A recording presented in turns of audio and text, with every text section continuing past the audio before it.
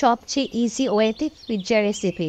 এটা বানাতে খুবই কম সময় লাগবে আর দেখতে অনেক সুন্দর, খেতে ভারী মজা। সেজন্য 150 গ্রাম ময়দা লাগছে, 1 চামচ পরিমাণ চিনি লাগছে, হাফ চামচ ইস্ট লাগছে, 1 চিমটি লবণ লাগছে। এবার একটা কাঠির সাহায্যে মিক্স করে নেব। তারপর 90 গ্রাম কুসুম গরম পানি দিয়ে হাতের সাহায্যে ভালোভাবে মথে নেব।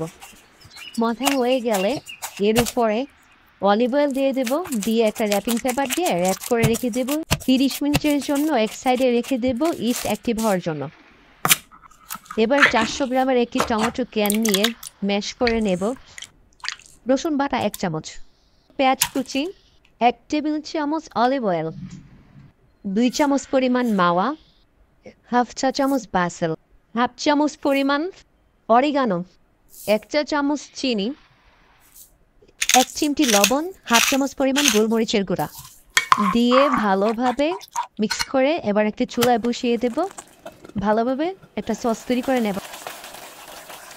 এদিকে ইস্ট অ্যাক্টিভ হয়ে ডোটা ফুলে গিয়েছে, এবার হাওয়াটা বের করে দেব।